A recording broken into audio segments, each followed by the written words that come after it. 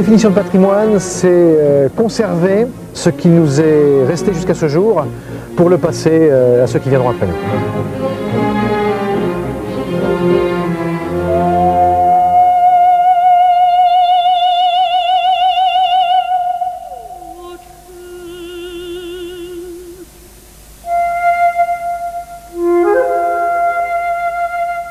Quand on arrive sur un édifice comme celui-ci, qui est un ouvrage d'art, la première chose, on regarde.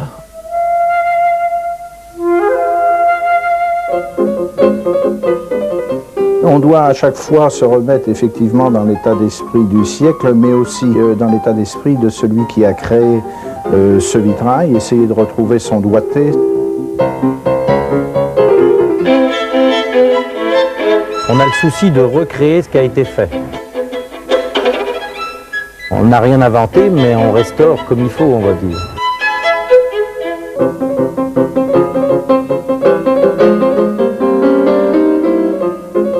Finesse et robustesse, c'est-à-dire être fin dans ce qu'on fait, mais être robuste dans la façon de le faire.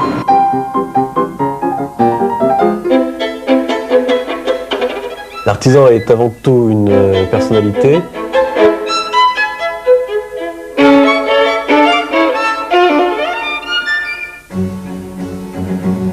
On ne doit pas détruire. Ce que l'on fait ne doit pas être irréversible, c'est-à-dire que ça ne doit pas modifier des choses qui étaient là et qui ont de l'intérêt. Ce pont nous a montré qu'il avait au moins duré 400 ans sans béton, et j'ai réussi à démontrer qu'on pouvait le consolider, le restaurer et le conserver en reprenant les techniques anciennes. Nous avons cherché la pierre du pays. Le sable vient du pays, la chaux est de la même constitution, donc on a retrouvé les éléments d'ici. L'artisanat, l'artisan se doit respecter des règles précises de fabrication. Faire des travaux dans les règles de l'art. On est à la recherche à la fois des techniques comme des matériaux. On a encore effectivement tout un travail de recherche et d'amélioration qui va se poursuivre dans les décennies à venir. D'essayer d'avoir la passion, d'être passionné par ce que vous faites. Parce que même de l'Antiquité jusqu'à nos jours, nos métiers ont toute une histoire. On a une déformation professionnelle. Quand on se promène dans la rue, on ne regarde pas nos pieds, on regarde en l'air. La préservation avant la disparition. Quand je parle d'urgence, c'est parce que ça va disparaître, c'est parce que ça va s'effondrer et qu'il ne va rien nous rester.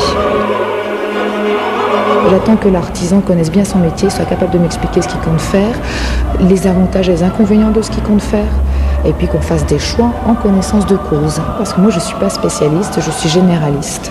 Moi, je suis une sorte de chef d'orchestre, alors c'est pour ça que j'ai besoin du savoir-faire de l'artisan. On se comprend mieux, quoi. On redécouvre un langage commun entre l'architecte et l'artisan.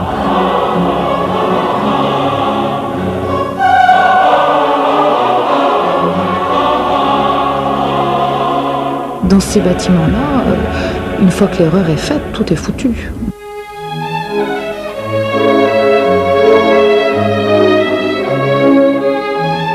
On doit avoir l'impression qu'elle est complètement d'origine, même si c'est une pièce actuelle.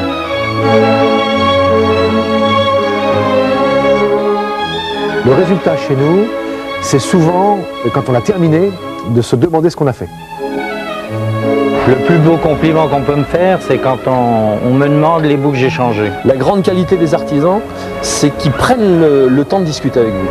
Ils peuvent prendre 1 heure, 2 heures, 3 heures, là ils comptent pas son temps. Ça c'est sûr que vous aviez quoi, 10-20% de la façade et puis vous avez reconstitué tout le reste. Quoi. Moi je considère que c'est des artistes au même titre que nous, qu'un musicien, qu'un peintre, etc. Parce que le plaisir fait partie du métier, et puis s'il n'y a pas de plaisir, on ne peut pas bien faire les choses, je pense. Hein. Le seul regret, c'est que c'est pas avancé plus vite, mais je veux dire que la satisfaction, elle est derrière, ça va être la beauté de cette bâtisse.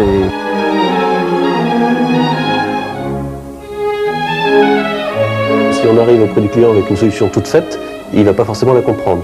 Alors que la dérouler devant lui et l'impliquer dans la réflexion,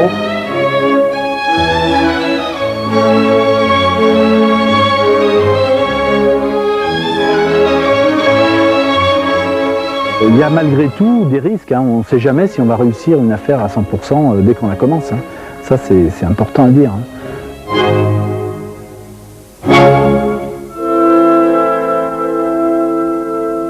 On est confronté aujourd'hui quand même à un problème, c'est la transmission des savoir-faire.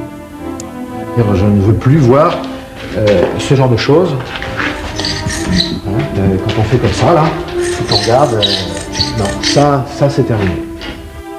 La rénovation, ça prend pas dans les écoles où... Je ne bouge pas, je suis là, je m'incline à droite, je m'incline à gauche. On va dire que notre apprentissage, on l'a fait sur les premières maisons qu'on a restaurées. Et je vérifie ensuite avec la règle. Et si tu as travaillé comme il faut, comme c'est le cas ici, c'est parfait. On dit que les erreurs font progresser. Il faut tout de même pas en commettre de trop. Les deux règles, c'est bien et vite. Tu te souviens? Oui. Bien pour commencer, parce qu'un travail qui n'est pas bien, même s'il est vite fait, ça n'a pas d'intérêt. Donc bien et vite, puisque nous sommes dans une situation économique où aujourd'hui, il faut aussi faire son travail dans un minimum de temps.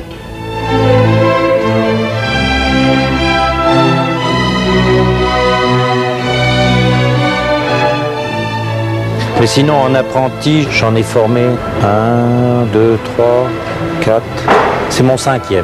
Eh bien, la recette, c'est avant tout beaucoup de patience, de beaucoup dialoguer et puis beaucoup démontrer. Tu regardes bien que le matériau soit ni trop sec, ni trop mou. On appelle ça amoureux. Il faut que la matière soit amoureuse. Pour transmettre son savoir-faire à un jeune de 16 ans, je dirais c'est indispensable déjà pour le bon fonctionnement de l'entreprise. Et puis c'est toujours une satisfaction en soi.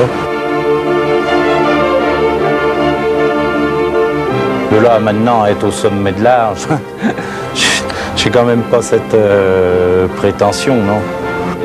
On espère encore s'améliorer encore un peu, hein.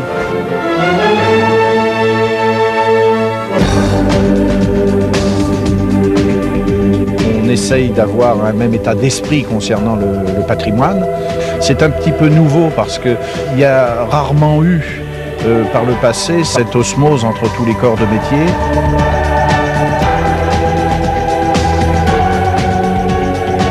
On se concerte beaucoup plus et on a une meilleure coordination bien sûr sur les chantiers.